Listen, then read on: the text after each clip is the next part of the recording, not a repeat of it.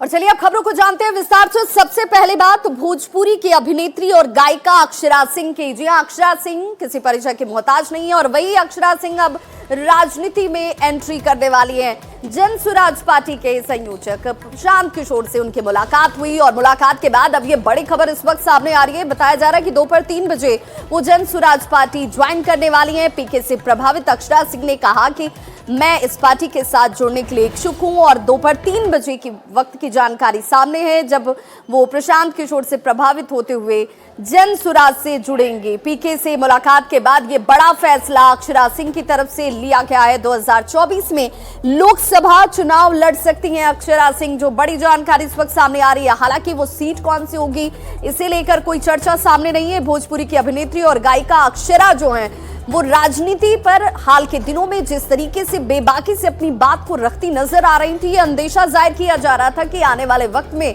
अक्षरा भी राजनीति में दांव आजमा सकती हैं। जन सुराज से टिकट का भरोसा भी उन्हें मिला है। समर्थकों के साथ अक्षरा सिंह पटना पहुंच रही हैं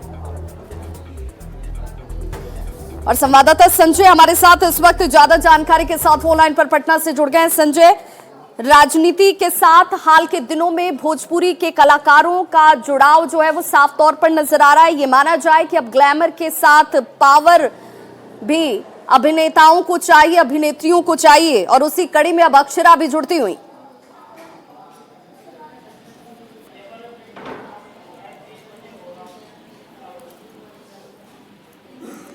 संजय, आप तक हमारी आवाज पहुंच पा रही है?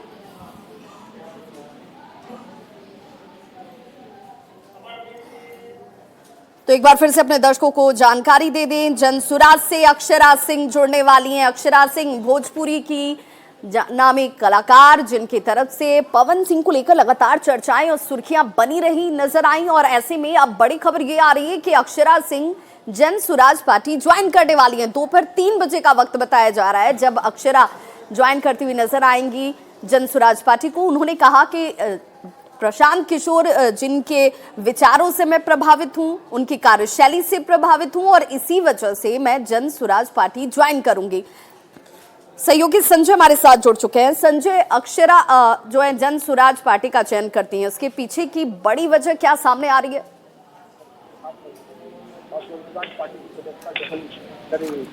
पहला मौका नहीं है कोई कलाकार जो है वो किसी पार्टी का चयन करता है। कोई ऐसे नाम है और आज इन्हीं नामों में नया नाम जुड़ने जा रहा है अक्षरा सिंह का।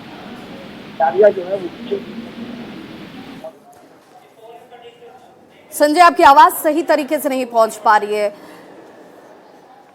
तो ये बड़ी खबर इस वक्त जन सुराज से अक्षरा सिंह जुड़ने वाली हैं। दोपहर 3 बजे जन सुराज से जुड़ती हुई नजर आएंगे अक्षरा और लोकसभा चुनाव को लेकर अक्षरा सिंह की तरफ से जो जानकारी सामने आ रही है, बताया जा रहा है कि उन्हें आश्वासन मिला है 2024 में लोकसभा चुनाव लड़ सकती हैं वो।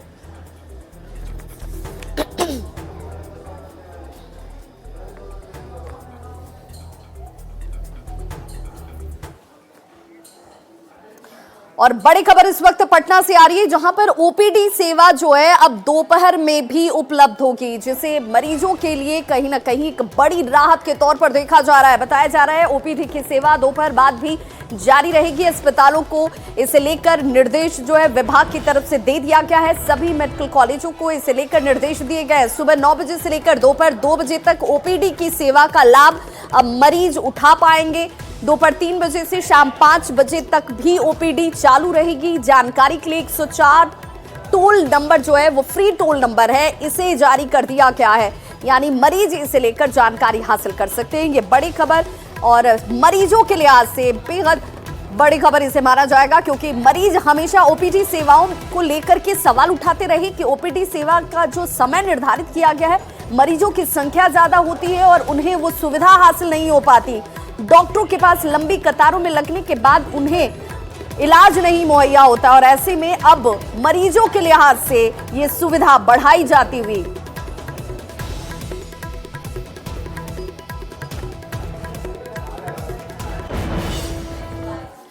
और अब बात सिलक्यारा टनल हादसे को लेकर, जिसमें लगातार रेस्क्यू ऑपरेशन जो है वो चलाए जा रहे हैं और 41 मजदूर जो अंदर फंसे हुए हैं उनकी सुरक्षित वापसी को लेकर रेस्क्यू ऑपरेशन पर प्रधानमंत्री नरेंद्र मोदी की नजर बनी हुई है। पीएम के प्रधान सचिव उत्तरकाशी जाने वाले हैं। जो बड़ी खबर सामने आ रही है, पीके मिश्रा रेस्क्यू ऑपरेशन की जानकारी लेते हुए नजर आएंगे। रेस्क्यू ऑपरेशन की प्लानिंग जो है, जिस प्लानिंग के तहत आगे इस रेस्क्यू ऑपरेशन को बढ़ाया जा रहा है, उस पर चर्चा करते हुए खुद प्रधानमंत्री के जो प्रधान सचिव हैं पीके मिश्रा, उनकी नजर होगी। उत्तराखंड के मुख्य सचिव भी उनके साथ वहां मौजूद होंगे। सुरंग में फंसे हुए 41 मजदूरों को लेकर लगातार अब कहा जा रहा है कि जो खाने के पैकेट्स उन तक पहुंचाए जा रहे हैं वो 10 दिनों तक खराब नहीं होंगे, यानी कि उन्हें अब खाने को लेकर कोई परेशानी ना हो, इसे भी सुनिश्चित किया जा रहा है। हालांकि ये कहा जा रहा है कि अब काफी कम दूरी बची है जब तक इन तक पहुंचने के लिए और उस रेस्क्यू ऑपरेशन को सफल होने के लिए शाम। हालांकि जो रेस्क्यू ऑपरेशन की टीम है वो ये कह रही है कि कोई डेडलाइन नहीं, कोई समय निर्धारित नहीं किया जा सकता है ऐसे ऑपरेशनों को लेकर, क्योंकि कई बार हमने देखा है कि जो समय बताया गया उसमें वो कार्य पूरा नहीं हो पाया। इस वजह से सभी ये चाह रहे हैं कि जल्द से जल्द ये रेस्क्यू जो है वो सफल हो और जो 41 मजदूर अंदर फंसे हुए हैं उन्हें सुरक्षित बाहर निकाला जा सके। बिहार और झारखंड की बात कर लें तो 20 मजदूर अंदर फंसे हुए हैं। 16 दिन से सुरंग में फंसे मजदूरों को लेकर रेस्क्यू ऑपरेशन जो है वो लगातार इस वक्त चलता हुआ।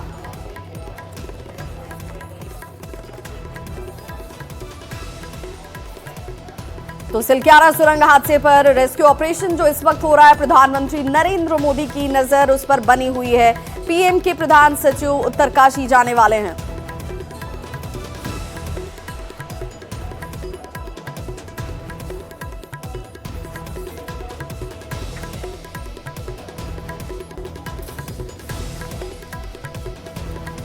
तो 16 दिन से सुरंग में ये मजदूर जो हैं वो फंसे हुए हैं।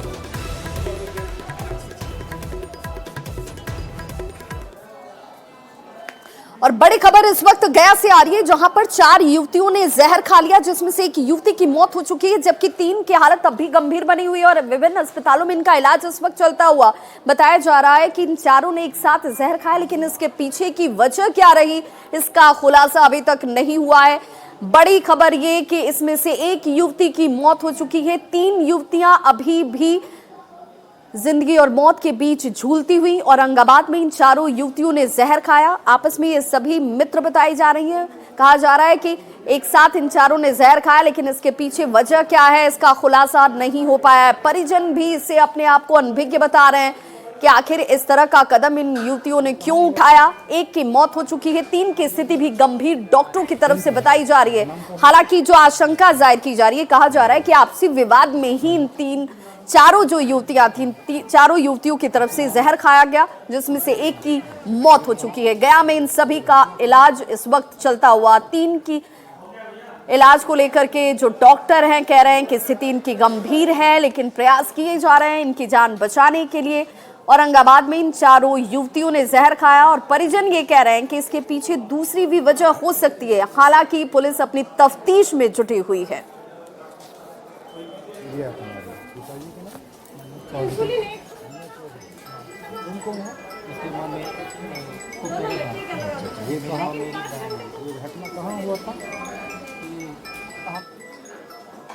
अगली खबर कटिहार से, जहां पर मोस्ट वांटेड अपराधी को पुलिस ने गिरफ्तार करने में सफलता हासिल की है। बताया जा रहा है कि इस अपराधी की तलाश पुलिस को काफी लंबे वक्त से थी।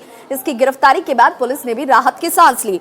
राजेश यादव 50,000 का इनामी बताया जा रहा है और मोहन ठाकुर गिरोह का ये सक्रिय सदस्य था। बरारी थाना पुलिस ने भवानीपुर दियारा बकिया सुखाल से इस शख्स को गिरफ्तार किया है। पिछले 2 साल से ये शख्स फरार बताया जा रहा था। इसकी गिरफ्तारी होने के बाद पुलिस कह रही है कि कई मामलों का खुलासा जो है वो संभवतः हो सकता है। मोस्ट वांटेड राजेश यादव की गिरफ्तारी, जिसके ऊपर 50,000 रुपए का इनाम भी रखा गया था। कटिहार जिला का 50,000 का इनामी है राजेश यादव, दियरा का अपराधी है। जो गत वर्ष जो घटना हुई थी उसमें आप सभी लोग जानते हैं कि एक एक करके जो है उसमें अधिकांशतः जितने अपराधी थे सब लोग को हम लोगों ने विधिवत गिरफ्तार कर जेल भेजा है। उसमें एक अपराधी जो है ये राजेश यादव था, जो अभी तक फरार चल रहा था। तो इसका हम लोगों ने 50,000 रुपये तक का इनाम रखा हुआ था। और अब बड़ी खबर मिथिलांचल से जुड़ी हुई, जिसमें मिथिला को मुख्यमंत्री नीतीश कुमार की तरफ से एक बड़ी सौगात दी गई है। जी हां, 194 करोड़ की लागत से 400 बेड के सर्जिकल ब्लॉक का उद्घाटन जो है वो मुख्यमंत्री नीतीश कुमार की तरफ से किया गया है। साथ ही 100 बेड का मातृ शिशु भवन का शुभारंभ मुख्यमंत्री नीतीश कुमार ने किया। ये तस्वीरें इस वक्त आपके टीवी स्क्रीन पर, जहां पर मुख्यमंत्री नीतीश कुमार पहुंचे और इन्होंने मिथिला को एक बड़ी सौगात दी है। सीएम ने 2100 बेड के नए अस्पताल का शिलान्यास भी किया है। डीएमसीएच परिसर में बहुत जल्द आपको एक बड़ा अस्पताल बना हुआ नजर आएगा। जी हां, सुविधाओं में स्वास्थ्य के क्षेत्र में आमूलचूल तब्दीली लाने के लिए मुख्यमंत्री नीतीश कुमार का जोर हमेशा से रहा है और इस दिशा में मिथिला वासियों को एक बड़ी सौगात इस वक्त हासिल हुई है। 2742 करोड़ रुपए की लागत से डीएमसीएच और दरभंगा को पुनर्विकसित करने की योजना जो है वो इस कार्य योजना में शामिल है। सीएम के साथ डिप्टी सीएम तेजस्वी यादव भी यहां पर मौजूद नजर आए।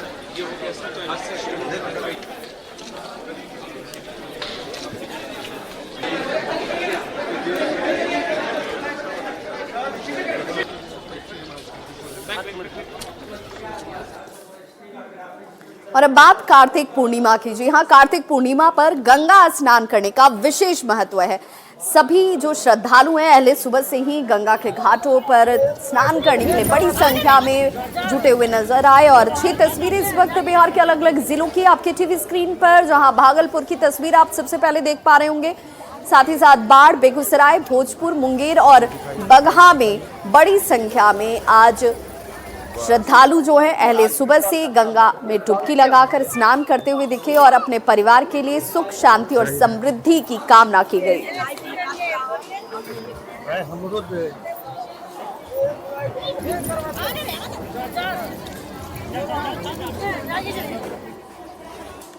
तो कार्तिक पूर्णिमा के अवसर पर सिर्फ बिहार के तमाम जिलों से इस तरह की तस्वीरें नजर नहीं आई। यमुना के घाट पर भी जो दिल्ली वासी हैं वो स्नान करने के लिए पहुंचे हुए आज नजर आए। और ये तस्वीर देख लीजिए, जहां पर यमुना नदी में श्रद्धालुओं ने स्नान किया और यमुना की पूजा कर अपने परिवार के लिए दीप प्रज्वलित कर सुख समृद्धि की कामना की गई।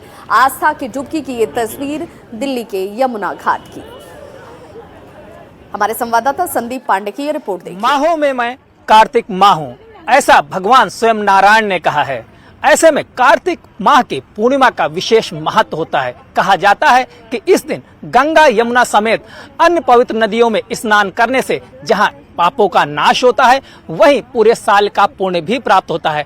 इसी आस्था के साथ दिल्ली के यमुना घाट पे भी भक्तों की भीड़ जुटी। आप देख सकते हैं, ये दिल्ली का यमुना घाट है, जहां पर सुबह से ही भक्तों का आना शुरू हो गया था।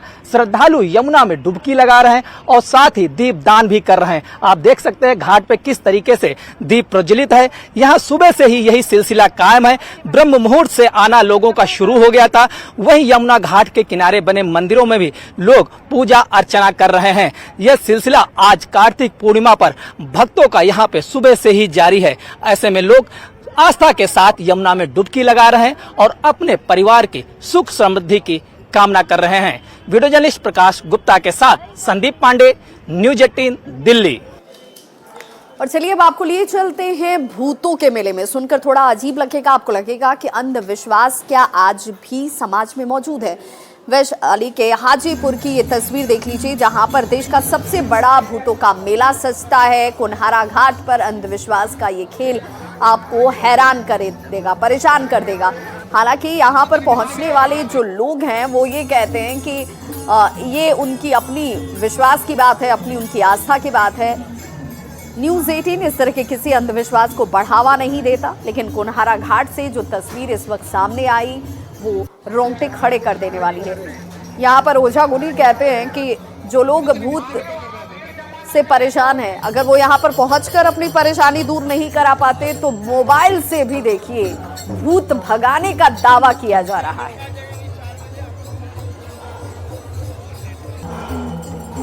जो है से उनके मनुष्यवा है घर के बाबा, वो खेल रहे हैं। तो ये लोग कहाँ रहते हैं? ये लोग स्थान लिए हुए हैं।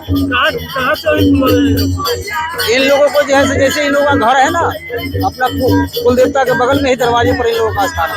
ये लोग मतलब घर में ही इनका स्थान है? घर के बाहर दरवाजे पर दरवाजे। आप लोग यहाँ बुलवाए हैं? हाँ। अच्छा, इनको गंगा में नहलाए। क्या कष्ट था इनको? क्या कष्ट था जो आए थे बाबा? इनको कष्ट था, जैसे अपने पूर्वज जो होते हैं ना, वो अपने बच्चे को खोजते हैं अपनी पूजा के लिए। अभी मैं हाजीपुर में मौजूद हूँ। आप देख सकते हैं कि ये गंगा और गंडक का संगम है और ये कुन्हारा घाट का शमशान घाट है।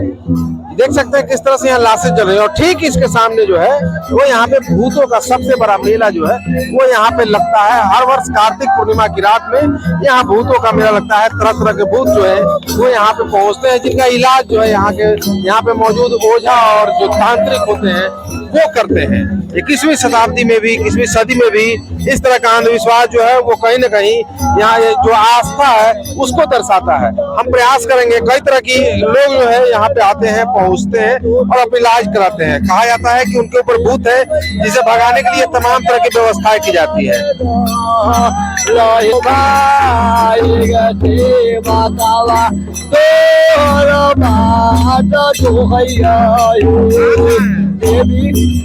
कहाँ से आए हैं? सर मैं मुजफ्फरपुर से आए हूँ। अच्छा। थाना कुडन्नी। अच्छा। छोटा सा गांव दुबियाही है। मैं प्रति साल आता हूँ, मैं प्रति वर्ष आता हूँ। अच्छा, क्या करने आते हैं? मैंने 32 साल से यहाँ आ रहा हूँ। अच्छा। बड़ी श्रद्धा उल्लास के साथ वर्ष में एक बार मेला लगता है हम लोग का, और मेला में आकर के हम लोग जितने भी उत्सव मनाते हैं बहुत सुंदर लगता है। किस किस तरह के लोगों का इलाज करते हैं आप? सर जैसे हो ये तो इलाज लाइलाज है सर, लेकिन अंधविश्वास तो है, लेकिन फिर भी विश्वास जो करता है उसका तो भलाई जरूर होता है। मेरे माता का कौन माता? शीतल माता। कौन माता? शीतल माता। शीतल माता। और कोई दिक्कत है? नहीं। तो क्या हो रहा है यहाँ पे तुम्हारा? ठीक हो रहा, लग रहा है ठीक? हाँ? जी। वो सुधार लग रहा है अब? जी। और ये दावा जो लोग ठीक करने वाले थे वो भी ये दावा करते हैं, और जो लोग ठीक होते हैं उनका भी ये दावा है कि यहाँ पहुँचने के बाद उनकी सारी समस्या जो है, सारी परेशानियों का हल हो जाता है। प्रफुल्ल कुमार, न्यूज़ 18 हाजीपुर। और पटना से इस वक्त बड़ी खबर आ रही है सूत्रों के हवाले से। आरक्षण के दायरा बढ़ाने के मामले को अब चुनौती दी जा रही है। पटना हाई कोर्ट में इसे लेकर चुनौती दी गई है। बिहार में 75% आरक्षण और इसी आरक्षण के दायरे को बढ़ाने के बाद अब चुनौती दी गई है। नागरिक समाज के सदस्यों की तरफ से याचिका दायर करते हुए याचिका सूचीबद्ध करने के लिए भेजी गई है। महाधिवक्ता के कार्यालय को ये याचिका सूचीबद्ध करने के लिए इस वक्त भेजी गई है। जो बड़ी जानकारी सामने आती हुई, सहयोगी रवि एस नारायण हमारे साथ इस वक्त ज्यादा जानकारी के साथ फोन लाइन पर पटना से जुड़ गए हैं। रवि, आरक्षण के दायरे को बढ़ाने को लेकर तमाम राजनीतिक पार्टियां जहां पर इसे सहमति जाहिर कर रही थी, अब इसे लेकर भी याचिका दायर की गई है चुनौती देते हुए। बिल्कुल, देखिए कहें तो बिहार की सियासत की सबसे बड़ी खबर अभी के वक्त में है, क्योंकि जिस ढंग से 75% का आरक्षण बिहार में लागू हुआ और इसे लेकर के तमाम दलों ने इसे सहमति दी, विधानसभा में सर्वसम्मति से पास हुआ, राज्यपाल के पास गया और राज्यपाल ने इसे सहमति भी दे दी। उसके बाद यहाँ पे सिविल सोसाइटी के लोगों ने इस पर सवाल खड़ा किया है और याचिका हाईकोर्ट में दायर किया। उनका कहना है कि आधार क्या है, किस आधार पर इन लोगों ने याचिका दायर की है? जो सिविल सोसाइटी के लोग हैं उनका मानना है कि जो आरक्षण में जो नियम है और वो जो है वो तर्क संगत नहीं है, न्याय संगत नहीं है, उनका कहना है। और कहना कि 50% का जो आरक्षण है उससे बढ़ाकर 75% करना जो है वो कहीं से भी वाजिब नहीं है। हालांकि जिस ढंग से राज्यपाल ने दिया है, इसको सहमति दे दी है, ये पूरी तरह से लागू भी हो चुका है, लेकिन उन्होंने पटना हाईकोर्ट में इसे फिर से देखने की बात कही है और याचिका दायर करके ये मांग उठाई है कि इसकी समीक्षा की जाए और इसे लेकर के हाईकोर्ट ने अधिवक्ता के पास सूचीबद्ध करने के लिए भेजा गया है। अब देखने वाली बात होगी कि इसकी सुनवाई कब शुरू होती है और सुनवाई होती है तो इस पर क्या फैसला आता है। जी बहुत बहुत शुक्रिया रवि एस नारायण इस तमाम जानकारी के लिए। तो नागरिक समाज के सदस्यों की तरफ से ये याचिका दी गई है जिसमें चुनौती दी गई है कि 75% आरक्षण का जो दायरा तय किया गया है वो कहीं से भी उचित नहीं है।